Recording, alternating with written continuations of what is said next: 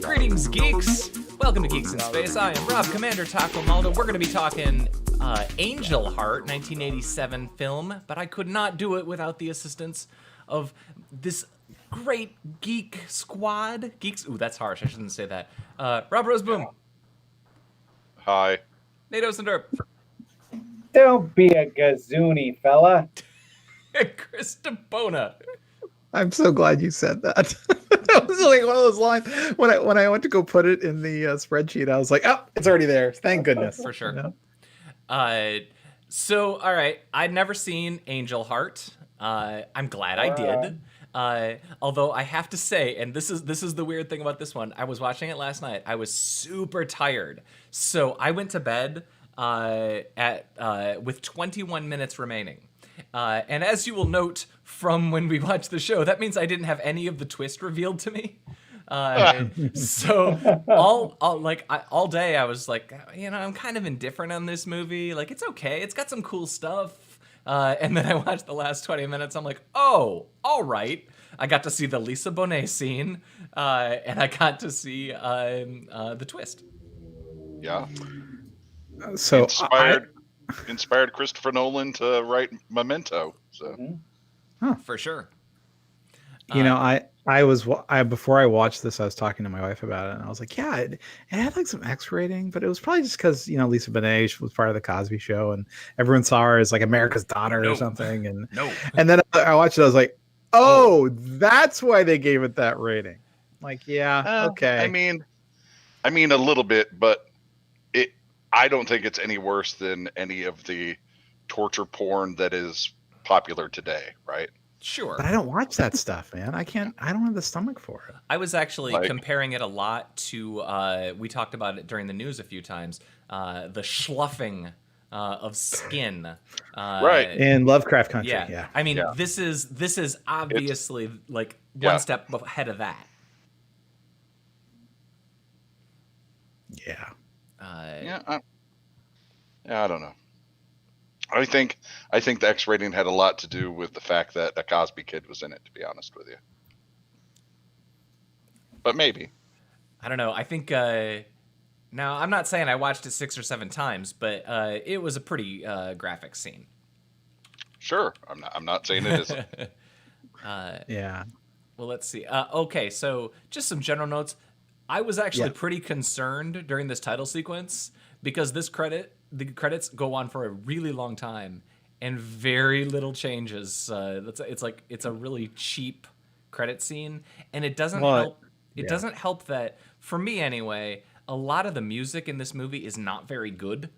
I know they're going for the noir, solo saxophone thing wherever they possibly can squeeze it in.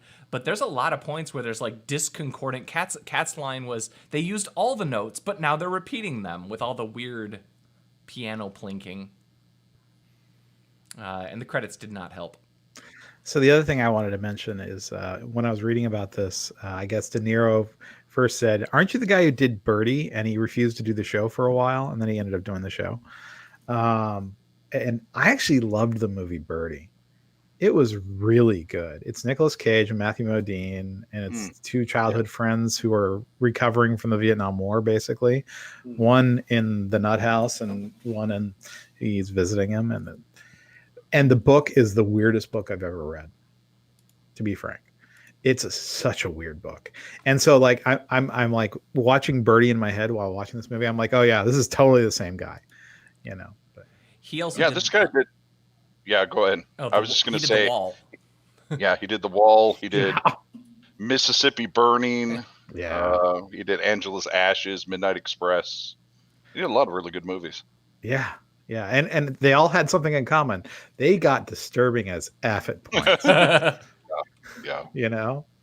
So. Hold on a second. So there's our first gun. So there are a lot of drawer shots in this movie. And There I just want to are. point out, almost all of them have a gun, but also almost all of them have other items in them that, when you look at them, kind of say something. So we've got a gun, what appears to be a switchblade, later in his briefcase, you'll see he carries dice around all the time. Camera. Yeah. Like I just thought it was an interesting thing because normally in a movie you would never shoot, the actor's hands, wrestling things, and yeah. If you're a fan of guns and drawers, lighting matches, fans, and twist endings, this movie is for you. Oh, don't forget showing people going down and up elevator shafts. Oh yeah, there's a lot of that. Yeah, and it's always like the little cage elevators, you know? Yeah. The old school one. I actually kind of like that, and they carry it back in the ending. Not to get too spoilery, but I like that. There's a lot of There's a lot of symbolism in this movie. Yeah. Yeah. So at this point, I love it because he's saying a lot of people are complaining that I'm driving a Cadillac, but if you loved me, I should be in a Rolls Royce. Everyone's crazy. They're like, yeah. Play like 1 second here because the banner behind him too. I actually wrote down this time code and then removed it because I had way too many. If you love me and you want to give to me, then I should be in a Rolls Royce. The sign behind him. Yeah, sorry. The sign behind him said whatever. Brother John is God. Oh. Yeah. Right. I mean, I've seen a lot of revival church scenes in films and TV, but it's pretty rare that you actually see the people in the audience like shaking wads of green cash. Yep. Like you'll see the shot where they're like passing the plate, but this is like, no, I need to give you my money now. So I've ever actually been to one of these churches. Is that how it is? No. Do they talk about money like that? Well, they definitely talk at the money. Some for sure. Do they swing it around? I also like that most of the places this movie is held is in like African American communities. Yeah. Mm-hmm. But all the leads are white people. Super white. Yeah. What are you saying about Robert De Niro? So I figured this was like a Santeria, like it's a sacrifice spot and blood got everywhere. I'm still not sure what happened in this room, but they had a flashback. A guy committed suicide in here. Yeah. Right. I'm like, who's this poor lady who's got to clean up? Yeah. Right. Anyway. What I like is that they show it for a few seconds and later they explain it, but that's kind of your first inclination that not all is right in this unreliable narrator. Yeah, exactly. Yeah, in this church. So the thing I mentioned here was so that's Dan Florek on the right. He was on Law and Order forever, and it turns out if you click through on every single so I knew you'd want to do that. If you click through on like half the actors in this movie, they've all been in Law and Order. Like the blonde woman at the bar that he fools around with, and like literally half the actors in the New York part of the movie. I mean, the Louisiana part, you start dropping off. But we get some Bob. Yeah. It is strange that like everybody from like the Scorsese, Coppola kind of mobster universe gets to eventually play a devil, right? Yeah, I mean, yeah. Pacino got to do it. Spoiler. Spoiler. Seriously. Although I think it's pretty evident. You mean his name was Louis Cypher? Louis Cypher? These old scratch. Cypher? Yep. Mr. Morningstar Lightbringer? It was that not? No.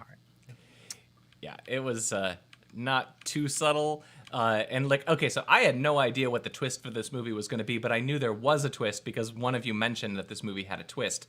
But I knew immediately that Lucifer, that was the devil, and this was a pact with the devil situation. So I didn't know what the twist was actually going to be. I thought that might be the twist. No, that wasn't. It was not. But like him being the devil was in the trailer. Was it? So like if you watch the trailer, like they do the eyes. I gotta say, Mickey Rourke looks like super young and healthy. He looks cute. Yeah. Youngest like and healthy I've ever seen him. This is when he was the height of his like good lookingness too. So okay, you guys need to help me. I really only think of Ricky Rourke as the wrestler and Iron Man 2. Yep. Ivan Vanko. What was Watch Barfly. Barfly? Barfly. Okay. Yep. Yeah, no, he did a lot of movies. I mean, he was a star. He's one of those guys, like, you know, like the first Phoenix Kid, you know, like like there was a bunch of names in or like a Christian Slater, even, you know. Oh, that's right. He was in the Pope of Greenwich Village. Where they man. never I mean, quite 9.5 Tom Cruise. weeks. Yeah. Forgot about 9.5 weeks. That's a good one. Yeah, I mean, he's done a ton of movies. So go a little forward here. Yeah. Okay. Yeah. I did like that whenever Robert De Niro is talking, we get shots of his hands, which include a, like immaculately manicured long fingernails, and usually his cane and his upside down pentagram ring. Just, nice touch. It's a guy who knows what he likes. Here's my question for you, though. He's a big old method actor. Do you think he grew those nails, or do you think those are fake? I think he grew them out. Well, it is the 80s, so they're, Coke nails were in fashion. True. So, usually it's just one, though. Even Carrie Fisher. That was actually the exact discussion that we had in our house. Are those Coke nails? No, because I think a Coke nail is only one. And it's wider, I think, as opposed to being pointy.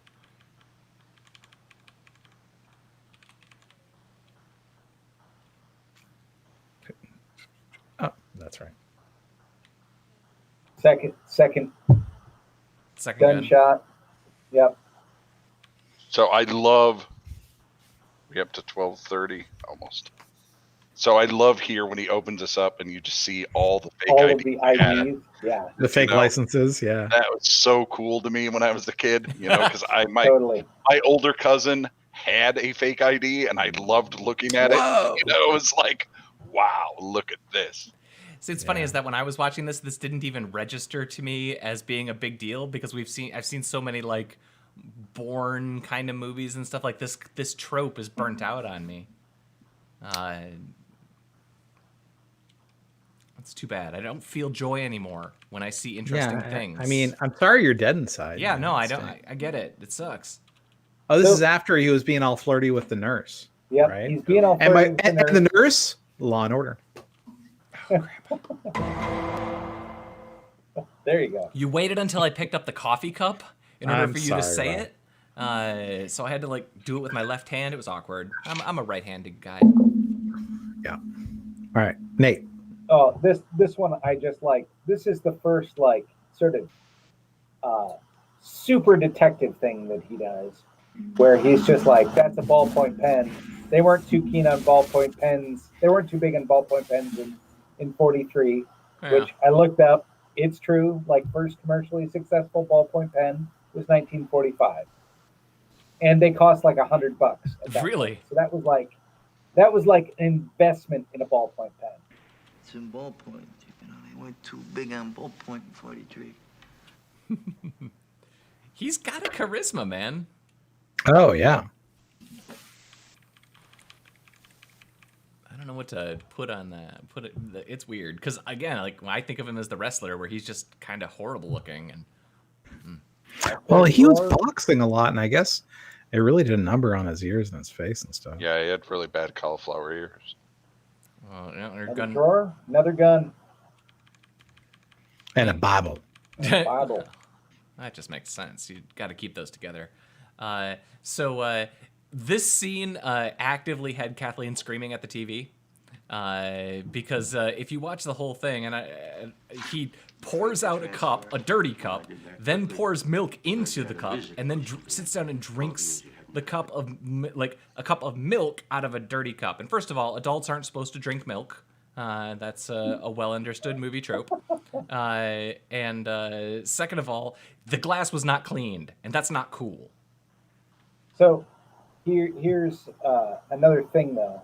Drinking milk is one of Angel's he has a lot of mannerisms in this movie, which are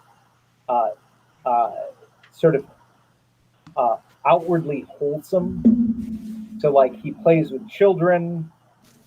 He throws salt over his shoulder. He drinks milk. There's a lot of things that are supposed to indicate he lives up to his name.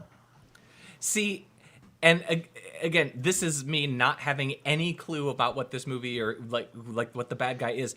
I was creeped the fuck out every time he was doing this. And like there's one shot in particular towards the Lisa Bonet scene where he walks up the stairs and like gently brushes his hand against the cheek of a child. I have that time code. All right, that's creepy as hell. Why are you afraid of human touch, Rob Baldo? You know me. He doesn't want to be human touched by Mickey Rourke. Or the devil. We've met. All right. And fans. Every scene where they highlighted a fan turning. Yeah, there you go. Super into there fans. was one in the room. Oh, wait. Oh, spoilers. Oh, there's a lot of static coming from somebody. Not me.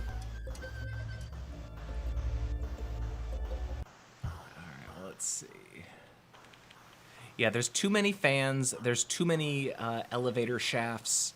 It would be pretty easy to compose the drinking game that would murder you. Mm-hmm. Yeah, here's an elevator shaft. Mm-hmm. What I do appreciate about some of these shots is that, like, this shot is creepy, but there's nothing in it. Like, it's just poorly lit with a chair and an elevator. Yeah. But it's creepy. There's a lot of really top-notch cinematography throughout this movie. There's a lot of, the every shot a painting or whatever. There's a lot of really well-framed stuff in this movie. There's almost as much style as there is dialogue in parts of this movie, So this is another thing. So, part of the drinking game is lighting matches. There's a lot of match lighting in this as well. But also a reoccurring theme is when he finds all these dead people, he's just so, like, you talk about how wholesome he is, but he's almost completely emotionless whenever he finds someone dead, and here he's finding that the doctor has shot himself, and he just, I'll light a cigarette up and, strike a match on his foot, on his dead foot. All right, I have an anosmia question. Do matches not smell like sulfur? They smell like sulfur, but burnt. So it's more like sulfur and potassium. So is this not intended to be a reference that sulfur is supposed to be like the smell of hell? I assumed this to be a reference. I mean, maybe. Sure. I mean, it doesn't smell like a sulfur spring or anything. It just. But I took it more as it was. Yeah. I took it more as like noir. Sure. Like you find the dead body, you light a cigarette and think about what's going on. Yeah, I mean, and also you have to realize back then that's how you lit. The matches, they had a little bit of iodine and potassium powder as an igniter that you could just light on anything, and so that's how they did it, unless they had a Zippo. So but Zippos weren't popular until Vietnam, I thought. The way he peels this egg is super weird. It's super weird. It's just that just needs to be noted. I didn't put a time code in. That's just weird. He also, 46. Go ahead and play it. I just think that the egg is the symbol of the soul. Did you know that? No, I didn't know that. This has never been true. Head forward about 15 seconds now. To 10. Yeah, there you go. Oh. They ever shoot? 29:10. There you go. That's so gross. That is a really long shot for one bite of one egg. That's what eating dinner looks like at the Roseboom house. Well, what was funny about it is when he bites it, it's like he's biting something much thicker. Maybe the intimation is he's actually eating a soul, as opposed to eating an egg, because he goes. Because as we all know, are you eating the egg, a symbol of life? Sure. Yeah. Okay. I buy it. All right. And I think our copies are about 1 second off. Are they? Play just a sec. Yeah.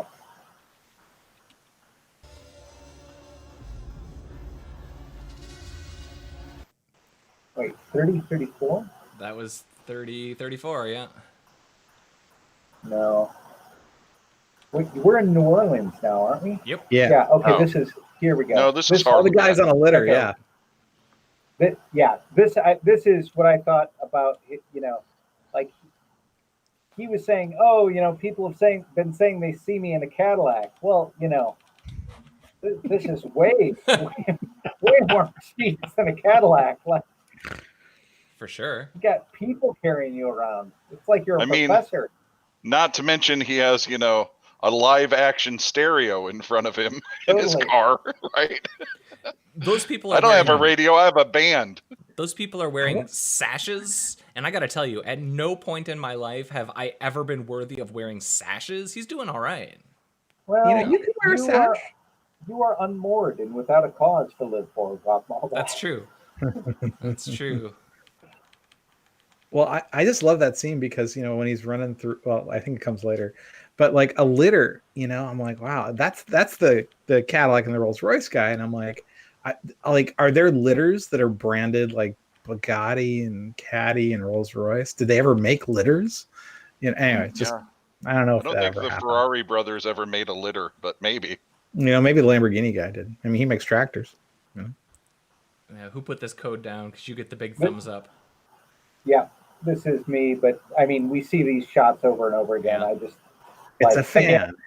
Again, painting level like cinematography. Just some nice frame shots, some things that look. It's the subtle stuff that you don't see in a lot of movies anymore. I feel like all TV shows or movies now are they're more in that we got to make 10 hours of footage and split it off into 10 episodes. We're not going to just care about something like this and then repeat it like rhyming couplets or something throughout your film. It's good stuff. It's good stuff, man. You hear the heartbeat. Yeah. It's good stuff, man. It really is. That's a really cool. I like the spiral staircase. Oh, here's another one. I like this shot. guy. Yep. Hero guy. of the film, right? Totally. All these movies have a little niche character that's awesome. This guy is fantastic. What do you do in the winter? Bite the heads off rats. It's more than just a hobby, It's so right before this scene, don't go back, but they have a shot of the Ferris wheel there in Coney Island, and I love that Ferris wheel. It's in Cloverfield, it's in like all these movies, and I just think it's really cool. I mean, it's an icon. It is iconic, yeah. And now we get the world's weirdest prop. Yeah. Yeah. So I saw this and I'm like, oh, that's wacky. And then I saw it like it lasts way further through the movie than you think that Shield should. And not once does he break out in his rendition of the Humpty Dance, right? Nope. Totally. Do me, baby. Yep. I also I don't know how far away we are from. Okay, so this woman here. Did you read the Wikipedia on her? They cast a different actress, and they went out, and on the first take, she got knocked over by a wave, and was hurt. So this is the stunt double or the stand-in that they hired to do the lighting, and the director decided he liked her better, so they just kept her. Nice. So oops. She was perfect. She played it for real. And while she's never been on Law and Order, she's been a character actor in a million shows. She was in Silicon Valley.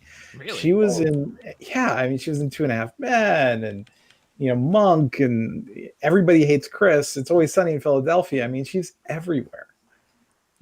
She's. Don't be a gazoonie, fella. Sir, was Margaret Cruisemark. Don't be a gazoo. That one just reminded me of Miller's Crossing and all of the impenetrable, lingo. God, I love lingo. that movie. Yeah. I gotta ask y'all. I thought that didn't sound like a New York thing to me. Was it a Midwestern thing that got transplanted? I mean, do you guys ever hear the gazoonie? I've never that, heard that that. was the first time I'd heard of it, which I was why Me I found too. it noteworthy. Now, there's a lot of words that this movie uses as it goes on that I've definitely heard in Michigan. Oh yeah. Okay. Like Did for they colored talk about patrons Amway? only. Yep. It's kind of a racist place. Yeah. But again, that's foreshadowing, right? So. And I actually think, I mean, you pointed it out that like it takes place mostly in sort of the communities of color, and yeah, like this is when we move from New York to Louisiana, it becomes even more emphasized that he's way outside, like in his voodoo spice shop. Everybody sometimes has just got to go to their voodoo spice shop. All right. Well, you got to bring a housewarming present, right? That's true. And if you're going into the voodoo community, why Right. not bring some roots?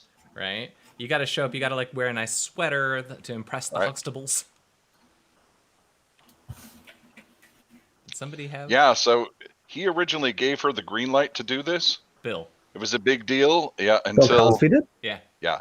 and then when it finally came out, he saw it and was not happy that she was a voodoo priestess and that some white guy was, having sex with her and yada yada yada. And now you just think about what that dude was doing at that Right. time. Totally. You think, wow. Thanks, man. Yeah, I mean, honestly, the amount of hypocrisy out of that guy's mouth around this show. I actually remember I was alive when that happened. And like, he was he was always like going on against, black people doing roles that he felt were bad for black people. And I'm like, looking back, I'm like, Right. dude, did you consider not drugging and raping women? That was probably pretty bad for black people too. Yeah, it turns out that pretending to do bad stuff is way, way, way less bad than doing bad stuff. Man, it's just what an evil guy, And, So yeah. Lisa Bonet, who I hate to say it, I do not think she is particularly good in this movie, but she is sure pretty. Oh, she's very pretty. No, I mean, it's the same thing's true with her kid, Kravitz, Zoe Kravitz. It's like, man, not a good actor. You're not liking But- the Creed? She just wasn't a very good actor. I hear you. But I mean, maybe she'll get better though. But also, she's 19 when this is filmed, Yeah. and playing someone who's 17. Playing 17, yeah. But yeah, she just, I don't know. She has kind of the I didn't get enough empathy out of her in these scenes to like buy it. I don't know. It didn't click for me. At least with Rourke, he's intentionally being so weird that you're just like, whatever. I know it's super creepy that you touched that kid's face, but you're Mickey Rourke. Maybe that's just you. Yeah, he's kind of an odd bird. I remember Spider used to play them drums like two jackrabbits fucking. Got to go, Sonny. The last two words of that were cropped off the right-hand side of the spreadsheet. Yeah, I was like, wow, that's a great one. phrase, Yeah, so I did want to call that out. There's a lot of really weird, good dialogue. So this is a pet peeve of mine that this movie takes. Like, so they're on an abandoned road, right? Mhm. You can't tell me that car doesn't notice that 100 feet behind it, there's a car following, right? Right? No, Rob, his headlights are off. You can't see that. I mean, you see this all the time in those things where someone follows someone down a secret road, you're like, and having lived someplace, where you might only see 4 or 5 cars come down the road at any given time, I can assure you that car is noticed. If a car is 50 feet behind you, You don't need to do the thing where you do 3 left turns. You just don't. All right, we're going to let this one run.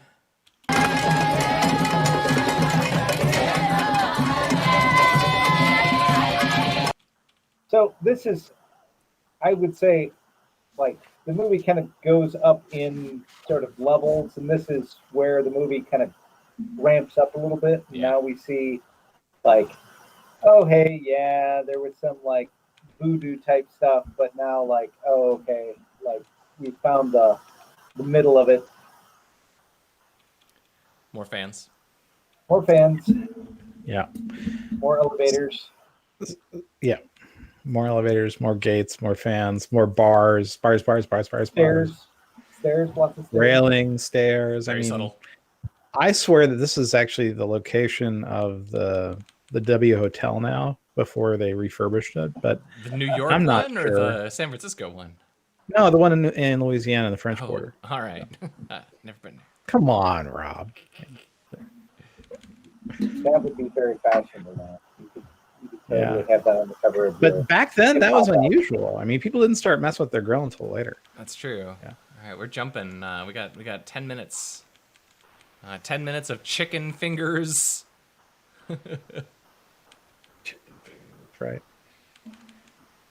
This is him flashing back.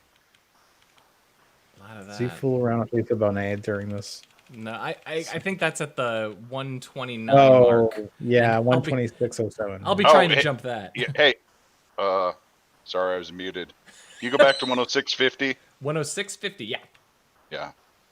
I'm sorry. Somehow this didn't get put in the notes. There's 106.50. Play it a second. How did he die?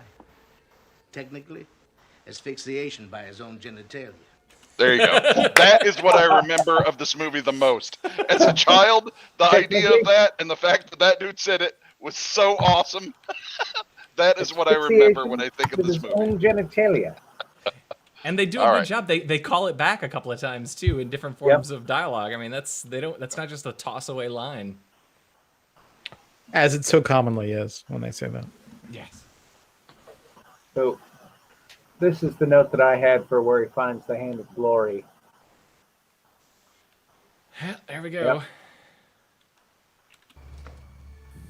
I'll just be keeping that.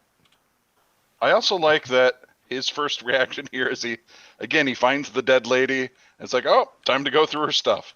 Yep. You know, I'm already involved in one murder. I might as well start I'm not a detective ransacking the for house. nothing. Yeah. This is an opportunity. All right. So He's we've not seen good at his job. couple. We've seen a couple of black churches so far, and this is the first white church that we see. And I like the contrast between the black church and the white church. If you play it forward a little bit, you get a sort of a group shot, maybe in like 2-3 seconds. But still to have the half a century later, "Oh brother, where art thou?" baptism sort of scene. There we go. Totally. Yeah. A lot less Alison Krauss. I always sort of wonder, like, you know, like if this happened now, like in a local creek here in Palo Alto, wouldn't it be weird? Like you'd see like some, you know, like Palo Alto busybody, like, will you get out of the creek? This is my creek, you know, and they're like baptizing. I don't know.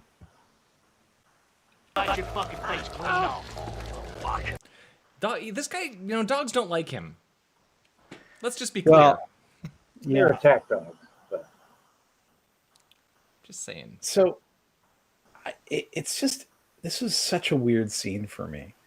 Like, and the dog is very well behaved for an attack dog. He's not, I mean, if he was an attack dog, he would have bitten his face off because he's not being held back by the guy. You know, he bites it's like his pant leg. He bites his pant leg. It's like, it's trained. It was a very disjoint scene. It's like, I get the need to not actually have dogs bite your actors, but if it feels like they're pulling their punches the whole time and there's like 4 inches between all the hits, it's like, you know, there's no, it breaks the mood. It breaks the suspension of disbelief. You know? They should have definitely hired a method dog. Yeah. Who would actually bite him instead of this putz. None of this. I mean, this dog is the Lisa Bonet of attack dogs. The Lisa Bonet of attack dogs. She's not a very good actor. Kind of boring, but very pretty. Yeah, it was a good-looking dog. I think we missed. Oh yeah, it here. you got the time code here. Yeah. I think we need to go back like to 1848. Yeah, there you go. This kid is super creepy, man. Right? Come on, man. There we go.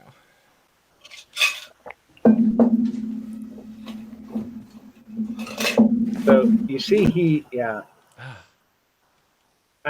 again, this is part of the sort of like wholesome angel mannerisms. Like He's giving a little blessing on his way by. Yeah. Yeah.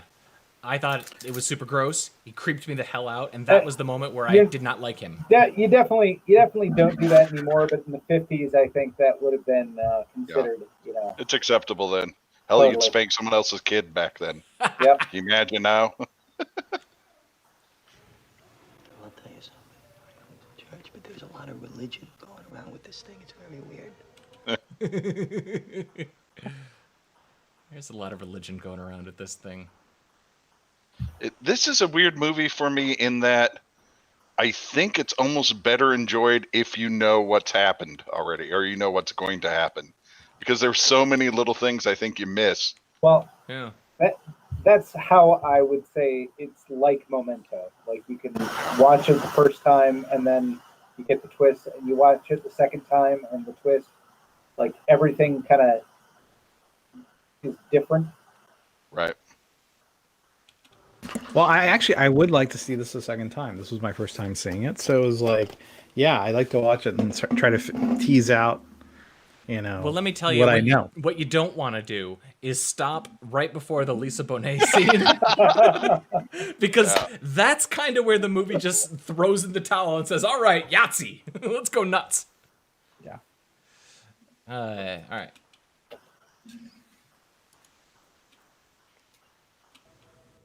I'm from Brooklyn.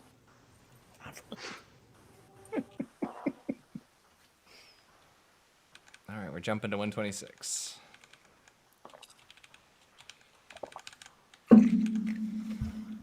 More cigarettes. Ooh, that's quite the face. That's a really bad pause face.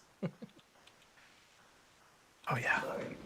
I'm not. It was the best fuck I ever had. Oh. Yeah, I was just saying like, oh, this is because I went into this thinking that they were teasing between a PG-13 and an R. Mm-hmm. Oh no. Okay, and yeah, no. So I put this note in when I thought, oh, this is where the R rating came from. You know, cute little, Lisa Cosby, saying the F word and basically given the I've been had sex like that since grade school line from Fight Club, right? I thought that's what got it the rating. No. Imagine my surprise. Right. So I'm gonna skip through this next part real quick. Real fast. Because our next note is at 133. And in between here, there's some vigorous lovemaking, let's just say. There's some pelvic thrusting. Yeah, but like with the blood dispensers from Blade. It's not the most romantic encounter. Nope. And if you don't know exactly what's going on during that scene, which I had at this point, I'm kind of like, okay, I think that's what's going on. But at that moment, I was just like, what the actual? I was losing my shit in that moment. Behold symbolism in its most subtle. It happens a lot, though, too. That's another thing. He looks in the mirror a lot in this. Yeah. Yeah.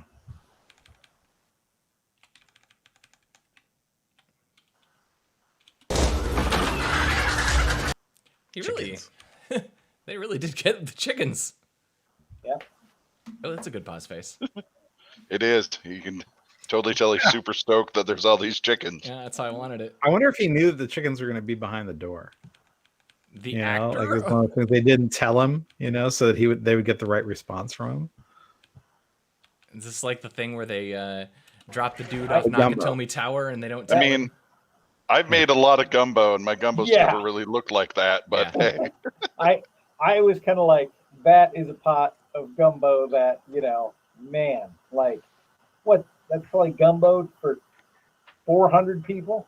Is it a gumbo factory? Is that what was going on here? No, it's his estate. They have horse racing, all kinds of other stuff. So if you look, there are probably at least 1,000 people there. Yeah, it's a party. But still. So where do you even buy a gumbo pot this big? I mean, it looks like it's made from a piece of a battleship. I mean, it's huge, man. Well, as you're about to find out, it's owned by Satanists, so maybe. Yeah. I imagine there's a lot of cauldrons in hell, right? A cauldron.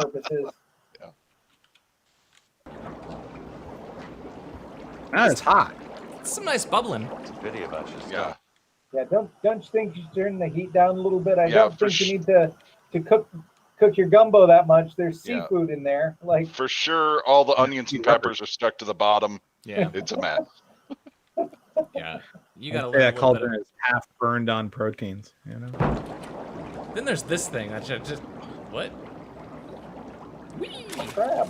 I mean, he might have just ruined it. He doesn't know what the recipe is. Yeah. No, it specifically calls for 11 crabs. You throw that 12th crab in there, and it's too crabby. Right. This is 10 That crab one- gumbo. Yeah, that one blue crabs can be way too cooked now. All right, good blue crab. I could go for some blue crab right now. Go back just a little bit. Oh, okay. All right. Johnny came across an obscure rite in an ancient manuscript. He needed a victim, someone his own age. So now we're gonna explain. Well, it's like it's not just explaining; it's like scream-splaining, you know, agitated-splaining. And I have to tell you, the character hasn't earned that level of passion yet.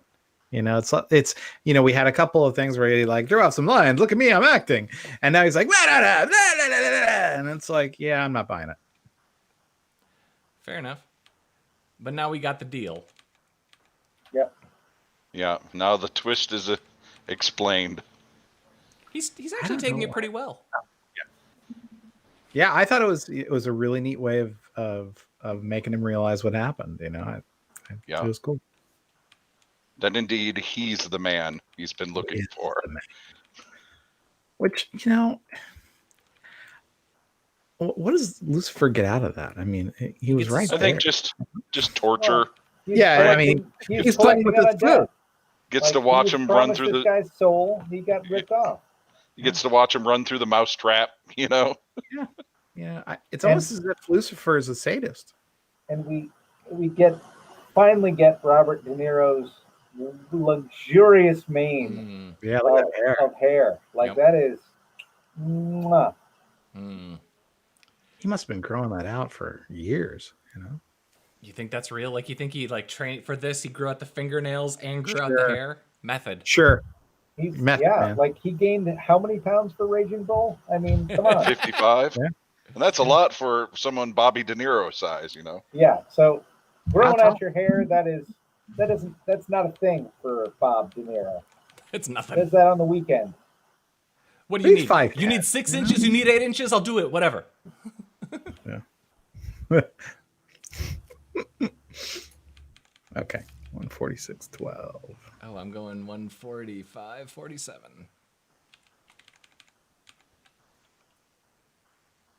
Want one less lawyer in the world. There's debt everywhere these days, Johnny. Oh, I guess I was just, hey, now it's time for the anti-lawyer stuff. Yep. And we get to see super cool Evil Eyes. Yep. Which was in the trailer. Really? See, that's crazy to me. Yeah. Or maybe I just saw it in like Google image search when I was Googling around. That could be too. Still, I knew he was Lucifer.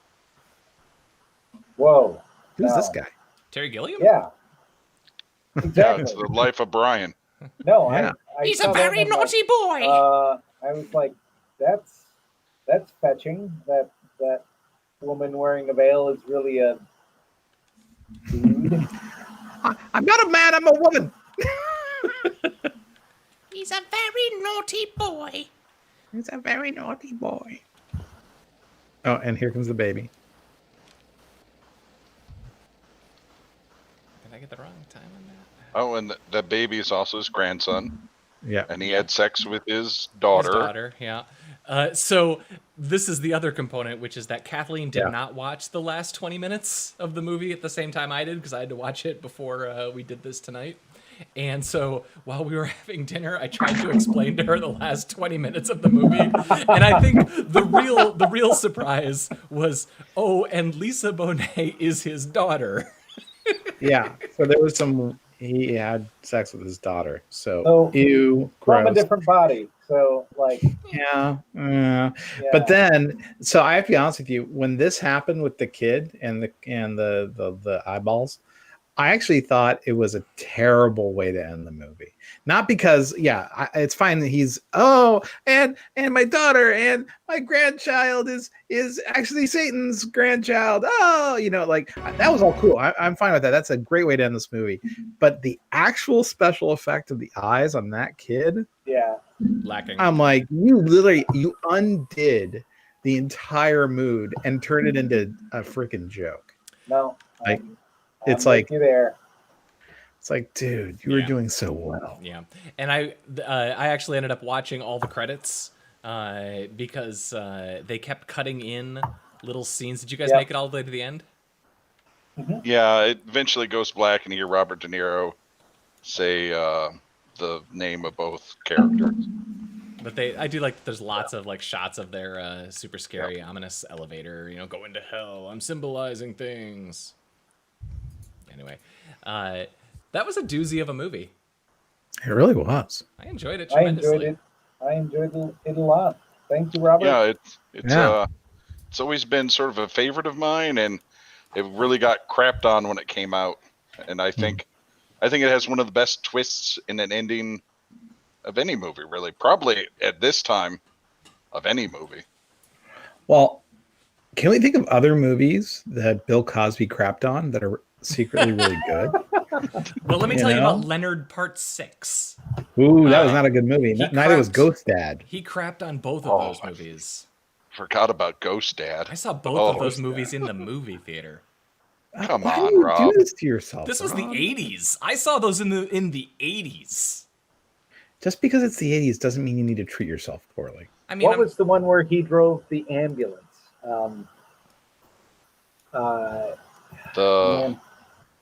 I know what you're talking about. I can't remember what the name of that movie though.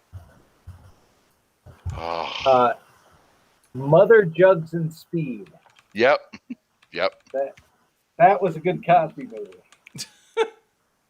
Well, it sounds like a more appropriate one given what we know about him now. Yeah, 1976. So one of those 70s films. At least a few of the alleged rapes had not happened yet. I don't know. But still so many. So Angel Heart. Yep. Mickey Rourke when he still had his original face. It's noir. It's voodoo. It's got an M. Night twist. It's everything. Worth watching. Who's up next? I think it's not me. Let's see. Right? It's you again, Rob. Ooh. Yeah. So okay. Search for Spock. So it was all right. It was 4 ago. So once again, I'm going to give you guys a choice. And this is again, it's the choice is because I have two. One is a Halloween movie, but next week will be technically after Halloween, and we might be burnt out on Halloween, and I get it. And the other is not a Halloween movie. Before I even hear the choices, maybe you should just choose the Halloween one. All right then. Rob has spoken. The Halloween movie is going to be Teen Wolf. Wait a second. Can you scroll back about 15 seconds? You're not gonna like the other one either. All right.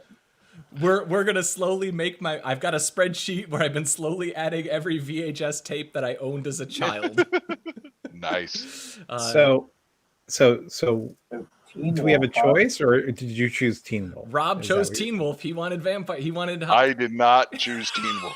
Thanks for picking Teen Wolf. Let the record show that Rob Roseboom did not choose Teen Wolf. As soon as I found out the Halloween movie was Teen Wolf, that's when everything changed. Although Rob says I won't like the other one either, so I'm not sure we'd be any better off. You'll find out in 4 weeks, unless we decide that we'll be doing Christmas movies in 4 weeks.